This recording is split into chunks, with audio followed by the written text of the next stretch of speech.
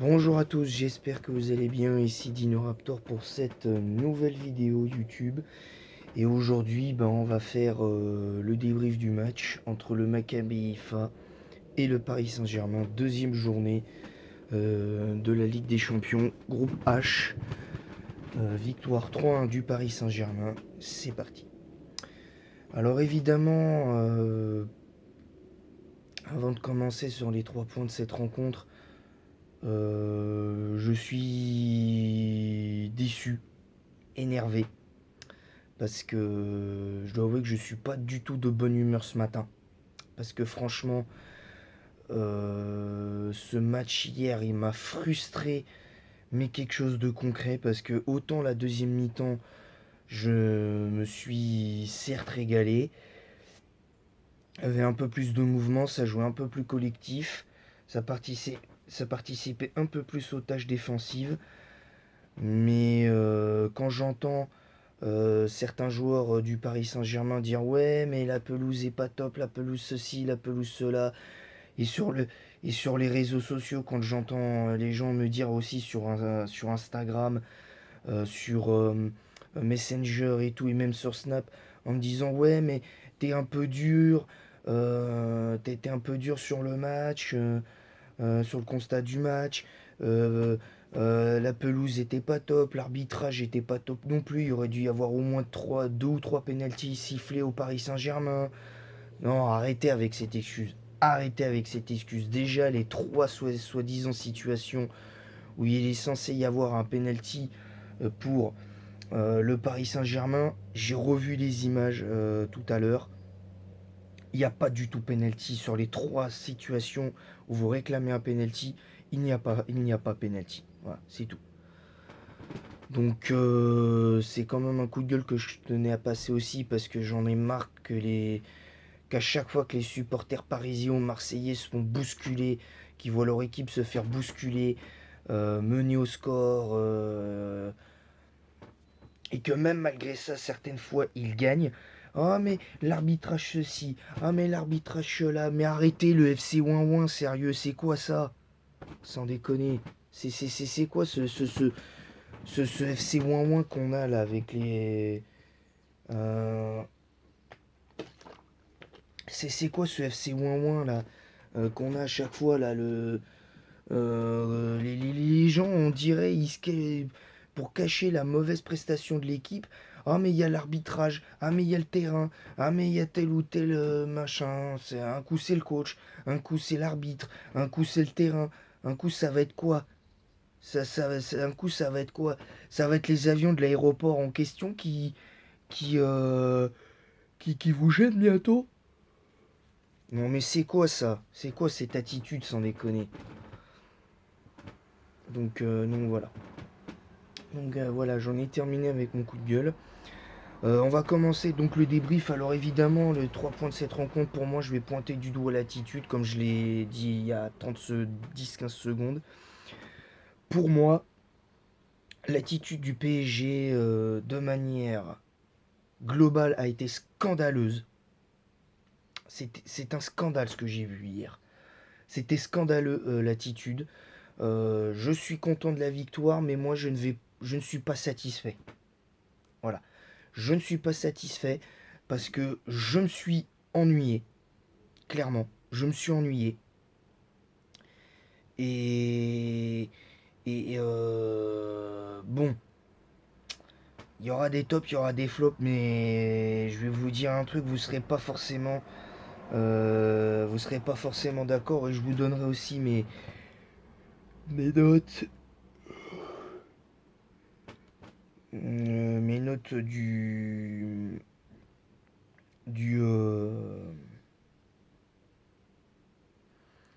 je vous donnerai mes notes du match.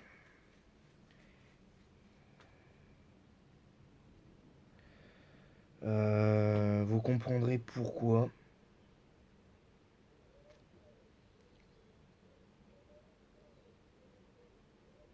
Donc à un moment donné,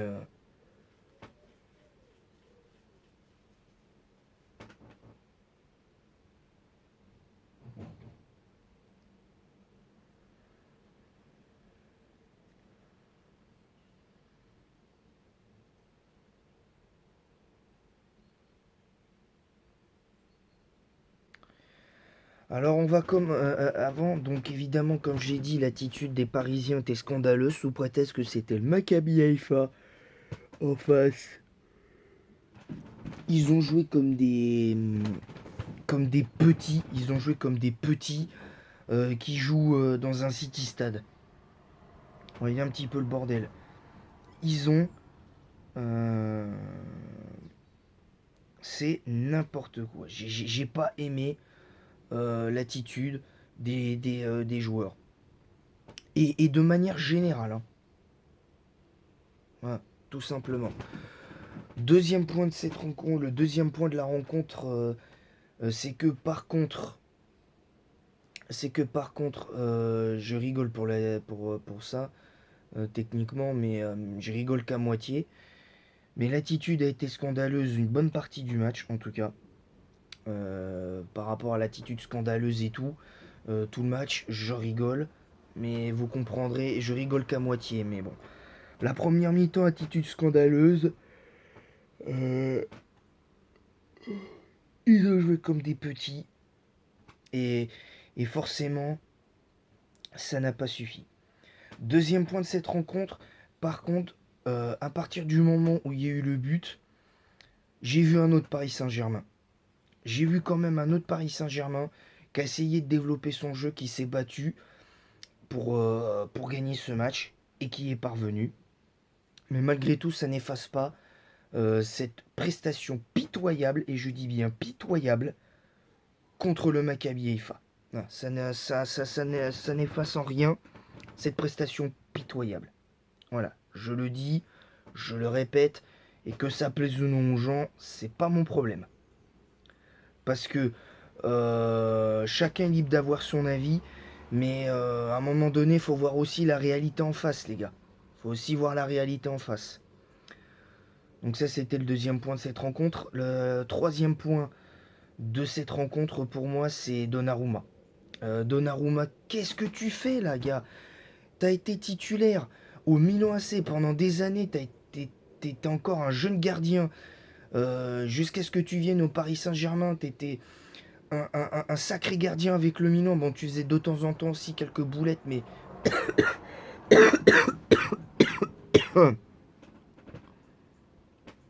Donc, je ne comprends pas cette attitude.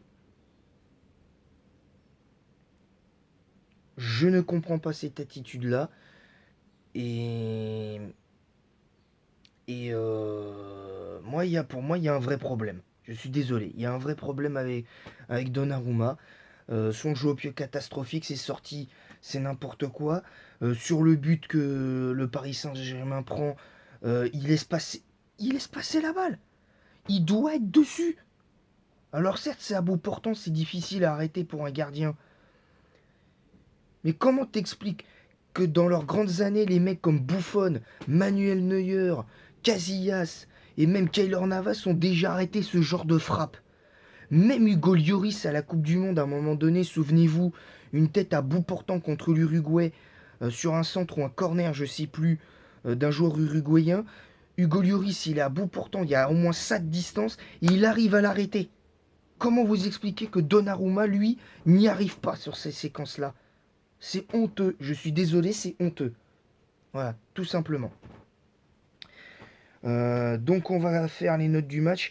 Alors je suis en même temps sur le site de SoFoot, mais en même temps, j'ai vu les notes des joueurs sur SoFoot. Je peux vous garantir que c'est pratiquement les mêmes notes que je vais mettre, sauf pour Donnarumma. Pour moi, c'est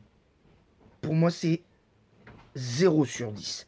Il a été 0 ce soir. Parce que à part 2 ou 3 arrêts et tout ça, je suis désolé, mais le jeu au pied euh, horrible. Le jeu au pied horrible. Il a... En plus, au bout de 5 minutes, il a failli se faire prendre le ballon. J'ai pas compris. Il attend 3 heures pour faire une passe. Et moi, je déteste les gardiens qui, quand ils ont le ballon dans les pieds, ils attendent 3 heures pour faire une passe. Alors que tu as des solutions sur les côtés avec tes défenseurs, tu peux leur faire une passe. Sérieusement. Ça, je comprends pas. Nordi Mukiele, 3 sur 10. Je lui mets 3 sur 10 parce que je reste indulgent avec lui, parce que pour moi, il lui faut du temps. à Nordi Bukele. Il n'a pas beaucoup de temps de jeu, donc j'attends de voir. J'attends de voir. Et voilà, donc Sergio Ramos, horrible. Enfin, horrible. Moyen, on va dire. Allez, 5 sur 10 pour Sergio Ramos, que franchement... c'est pas normal d'être mis en difficulté comme ça face à des joueurs du Maccabi Haifa, mais je vais être indulgent avec Ramos quand même. J'ai pas tiré à boulet rouge sur Ramos quand même. C'est-à-dire, voilà, 5 sur 10. Marquinhos, 3 sur 10, parce que franchement, il s'est fait prendre tout le match. J'ai pas reconnu Marquinhos. Alors, autant sur les autres matchs que j'ai vus du Paris Saint-Germain, Marquinhos semblait retrouver sa vigueur habituelle, autant là, c'était catastrophique. Autant là, c'était catastrophique. Donc 3 sur 10 pour Marquinhos. Euh, Danilo, pour moi, c'est 6 sur 10 parce que pour moi, ça a été un des meilleurs sur le plan défensif. Il s'est fait prendre deux trois fois, mais pour moi, Danilo a été certes un tout petit peu moins bien que d'habitude, mais pour moi, je l'ai trouvé beaucoup mieux que certains en défense. Voilà. Nuno Mendes, euh,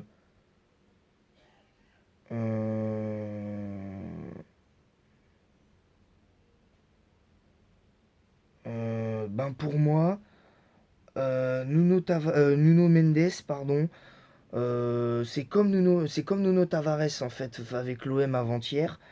Pour moi, c'est 6 sur 10. Parce que pour moi, Nuno Mendes, il, il a essayé de faire des choses.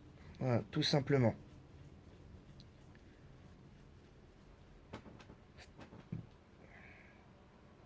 Donc voilà. Vitinha, j'ai aimé son match par contre. 7 sur 10 pour moi pour Vitinha. Vraiment, vraiment, vraiment, il apporte beaucoup à cette équipe au milieu de terrain parce que même si à l'image de l'équipe en première mi-temps, c'est même pas la moyenne, mais en deuxième mi-temps, il s'est bougé. Alors même en première mi-temps, il a essayé, attention. Mais malgré tout, Vitinha, va falloir qu'il se réveille un petit peu quand même parce que s'il fait ce genre de match à deux visages contre City, le Real, le Bayern ou le Barça, ça va être compliqué, je vous le dis, je vous le dis complètement. Alors ensuite, Verratti. Euh, ben, Verratti, c'est mauvais. Verratti, ça a été très mauvais hier, du début à la fin. Moi, je lui mets 3 sur 10 parce que franchement, à part sa passe pour le but, je crois c'est lui qui fait la passe pour le but de Neymar en fin de rencontre. Ben pour moi, ça suffit pas, ça sauve pas son match concrètement. Déçu. Lionel Messi, Lionel Messi, je trouve que les gens sont un petit peu sévères parce que beaucoup les gens m'ont dit ouais, mais Messi il a floppé comme toute l'équipe pendant tout le match. Moi je suis pas d'accord, je trouve que offensivement les seuls qui ont fait le boulot c'est Lionel Messi et Mbappé concrètement. En plus avec un but, une passe d'ess, il y en a, ils m'ont dit Messi fait un match mauvais, il fait un très mauvais match. Moi je suis pas d'accord. Autant sur la première mi-temps, je peux être d'accord, mais après en deuxième mi-temps, il a été beaucoup nettement mieux, beaucoup plus en jambes. Et, et moi, je lui mets 7. Je lui mets 7 sur 10 concrètement, parce que pour moi, voilà. Hum,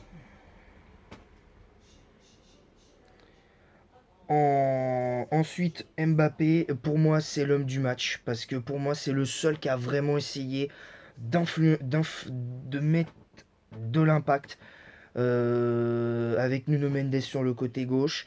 Dans l'axe, il n'y avait que lui qui faisait la différence, qui essayait de faire la différence avec Vitinha et Léo Messi. Le reste, non, c'est pas possible quoi. Sinon, dans les faits, c'était pas possible.